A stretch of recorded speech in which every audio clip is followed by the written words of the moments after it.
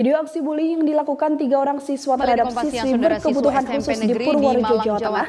Pihak kepolisian menemukan fakta baru kasus perundungan dan penganiayaan yang diduga dilakukan 7 siswa di sebuah SMP di Malang terhadap siswa berinisial MS berusia 13 tahun.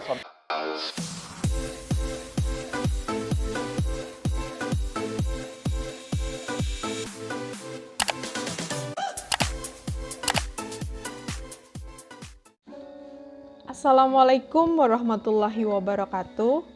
Perkenalkan, nama saya Azizah Hayuriandari atau biasa dipanggil Azizah dengan NIM akhir 118 Prodi PGSD Universitas Nahdlatul Ulama Yogyakarta. Seperti yang sudah teman-teman lihat, di awal video saya terdapat beberapa potongan berita mengenai bullying atau perundungan yang ada di pendidikan Indonesia.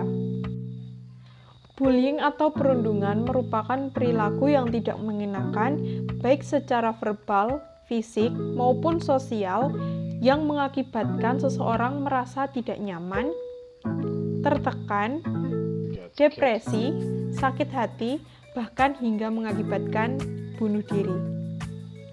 Hal tersebut dapat dilakukan perorangan ataupun kelompok. Dikutip dari web KPAI, KPAI mencatat dalam kurun waktu 9 tahun dari 2011 sampai 2019 ada 37.381 pengaduan kekerasan terhadap anak. Untuk bullying, baik di pendidikan maupun di sosial media, angkanya mencapai 2.473 laporan dan trennya yang terus meningkat.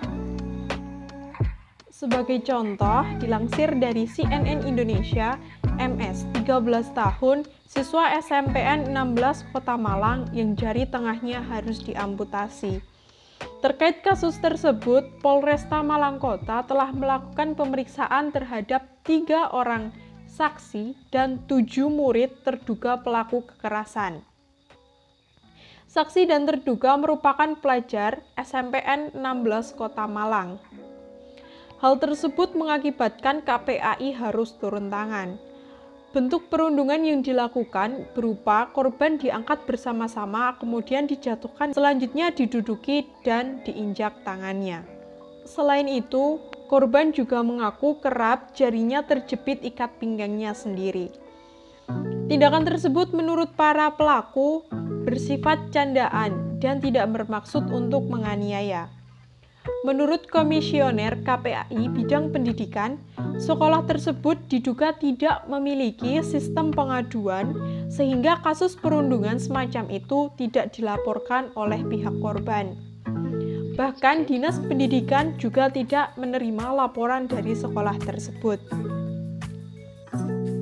KPAI melakukan pengawasan langsung terhadap kasus tersebut. Selain itu, proses hukum jika akan dilanjut harus dipastikan bahwa korban dan terduga diproses sesuai Undang-Undang Perlindungan Anak dan Undang-Undang Sistem Peradilan Pidana Anak.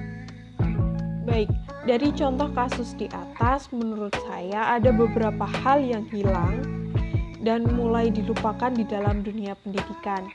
Yaitu yang pertama sudah jelas disampaikan Komisioner KPAI bidang pendidikan, katanya sekolah tersebut diduga tidak memiliki sistem pengaduan, yang padahal sistem pengaduan merupakan hal yang harus ada di sekolah. Karena sistem pengaduan merupakan tempat atau wadah bagi anak-anak untuk menyampaikan apa yang menjadi keluh kesah mereka.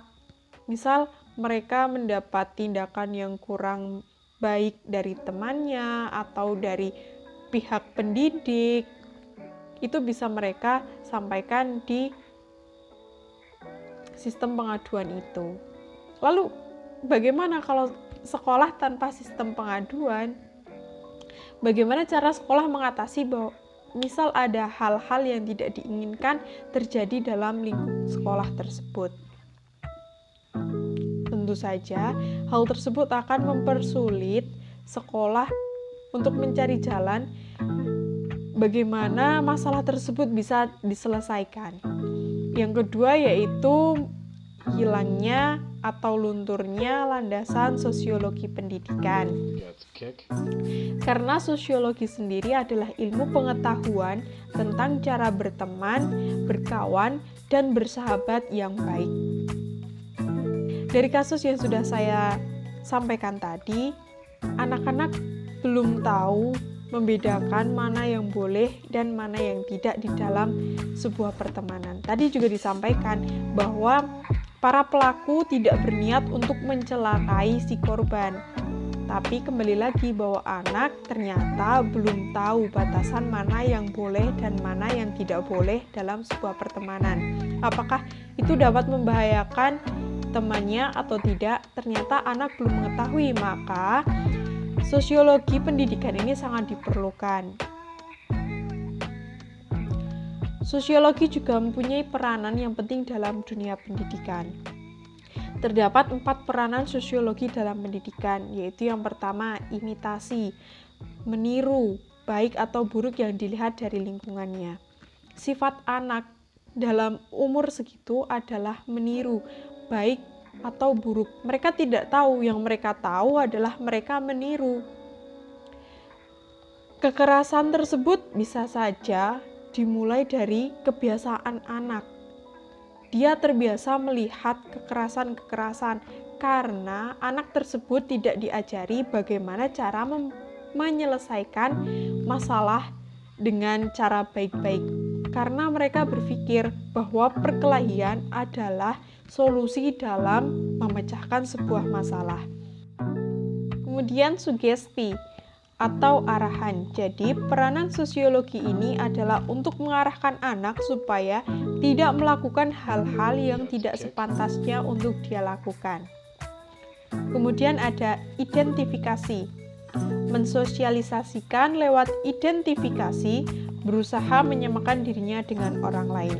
Peranan yang ketiga dalam sosiologi ini adalah menyamakan anak. Semua anak itu sama dengan tidak membeda-bedakan di dalam suatu kelas, kecuali anak tersebut memiliki kebutuhan khusus yang memang perlu untuk kita memberikan perhatian yang khusus atau lebih. Kemudian yang terakhir adalah simpati, rasa belas kasihan. Peranan sosiologi yang terakhir ini adalah simpati atau rasa belas kasihan. Kita mengajarkan, kita sebagai calon pendidik, kita sebagai pendidik mengajarkan kepada anak bahwa kalau kita dicubit sakit, kita tidak boleh mencubit. Seperti itu cara halusnya, atau sebagai contohnya seperti itu. Mungkin sekian yang dapat saya sampaikan. Jika ada salah-salah kata, mohon untuk dimaafkan. Jika teman-teman mempunyai kritik dan saran untuk saya, silahkan ditulis di kolom komentar. Terima kasih, saya akhiri. Wassalamualaikum warahmatullahi wabarakatuh. Bye.